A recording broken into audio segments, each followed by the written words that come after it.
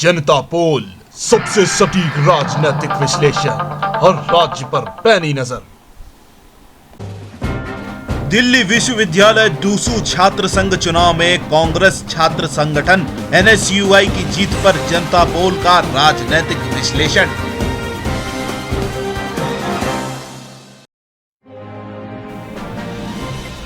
दिल्ली विश्वविद्यालय डूसू छात्र संघ चुनाव एक ऐसा चुनाव है जिससे देश के युवाओं का रुझान पता चलता है। ये वही धरातल है जहां की छात्र राजनीति से भारतीय राजनीति के कई दिग्गजों ने अपने राजनीतिक जीवन की शुरुआत की। दिल्ली विश्वविद्यालय में चुनाव देश में चौतरफा चर्चाओं का केंद्र रहते हैं। यहाँ तक कि छात्र संगठन चुनाव के इस भंवर में भाजपा और कांग्रेस के कई दिग्गज नेता भी कूद जाते हैं। देश की राजधानी होने के कारण यहाँ के डूसू छात्र संघ चुनाव बेहद ज्यादा खास माने जाते हैं। पिछले वर्ष यानी सन 2016 में जब डूसू छात्र संघ चुनावों में भाजपा का छात्र संगठन अखिल भारतीय विद्यार्थी परिषद जीता था, तब यह कहा गया था कि युवा वर्ग प्रधानमंत्री नरेंद्र मोदी से बेहद ज्यादा प्रभावित है। मगर इस बार जब JNU, पंजाब यूनिवर्सिटी और गुवाहाटी यूनिवर्सिटी में हार के बाद अखिल भारतीय विद्यार्थी परिषद की डूसू छात्र संघ चुनाव में भी हार हुई, तो विपक्ष द्वारा यह कहा गया कि परिणामों से यह साबित होता है कि केंद्र में बैठी मोदी सरकार से युवा वर्ग अब खुश नहीं है। तो सवाल ये उठता है कि क्या वाकई में देश का युवा अब मोदी सरकार की नीतियों से खुश नहीं है, या फिर इस सब के पीछे कुछ और ही कारण है। आइए इस पर देखते हैं हमारा खास विश्लेषण। चलिए सबसे पहले बात करते हैं पिछले वर्ष यानी सन 2016 में हुए डूसू छात्र संघ चुनावों के परिणामों की। उस वक्त भाजपा का छात्र संगठन अखिल भारतीय विद्यार्थी परिषद 4 में से 3 पदों पर जीता था और अध्यक्ष, उपाध्यक्ष और सचिव के पद अखिल भारतीय विद्यार्थी परिषद के पाले में गए थे।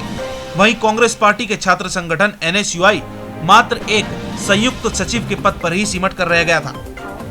सन 2012 में NSUI की ओर से अरुण हुड्डा अध्यक्ष पद पर जीते थे, मगर उसके बाद सन 2017 तक अखिल भारतीय विद्यार्थी परिषद लगातार डूसू में जीत हासिल करता रहा।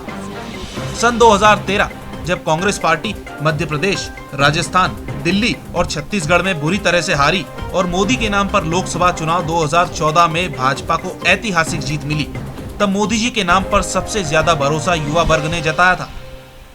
समय बीतता गया और कई जगहों पर छात्र संघ चुनावों में NSUI की हार हुई, मगर फिर धीरे धीरे माहौल गरमाना शुरू हुआ। कई मुद्दे जैसे रोहित वेमुला कांड, कन्हैया कुमार, गुरमेहर कौर आदि इतने जोर शोर से उठे कि देश के कई विश्वविद्यालयों तक इनकी आवाज पहुंची।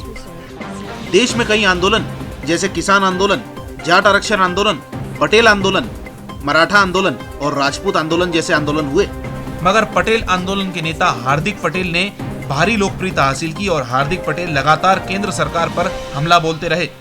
इस सबसे कुछ हद तक युवा मतदाताओं पर खासा प्रभाव पड़ा। दिल्ली विश्वविद्यालय में जातिगत समीकरण की अगर बात करें तो इस बार यानी सन 2017 में NSUI की ओर से जो अध्यक्ष पद का उम्मीदवार रॉकी तुसीद उतारा गया वो जाट समुदाय से है, और वहीं ABVP का उम्मीदवार रजत चौधरी गुर्जर समुदाय से है।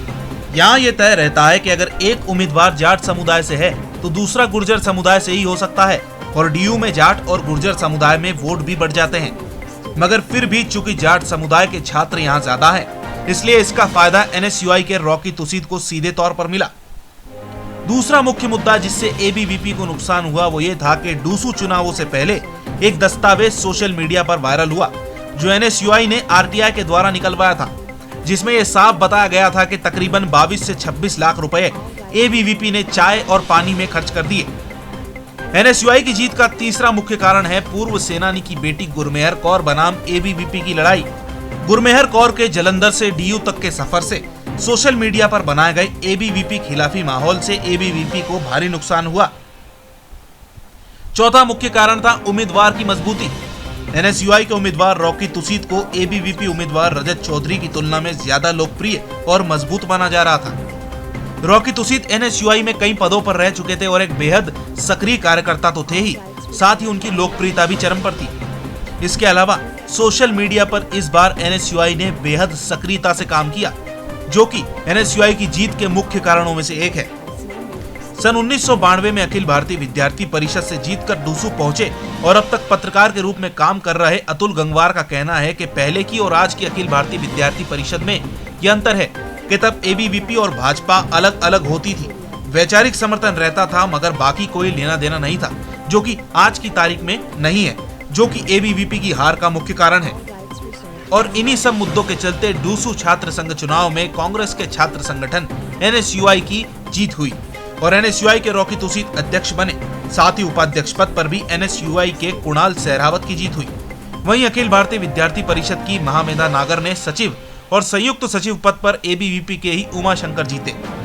मगर एक बात जिसे विपक्ष लगातार उठाता आ रहा है वो यही है कि भवाना विधानसभा उपचुनाव में भाजपा की हार, फिर राजस्थान, पंजाब और गुवाहाटी यूनिवर्सिटी के बाद दिल्ली विश्वविद्यालय में छात्र संघ चुनाव में भाजपा के छात्र संगठन अखिल भारतीय विद्यार्थी परिषद की हार से कहीं ना कहीं ये प्रश्न चिन्ह साफ तौर पर खड़ा होता है कि क्या वाकई में युवाओं का भाजपा पर से भरोसा कम हो रहा है।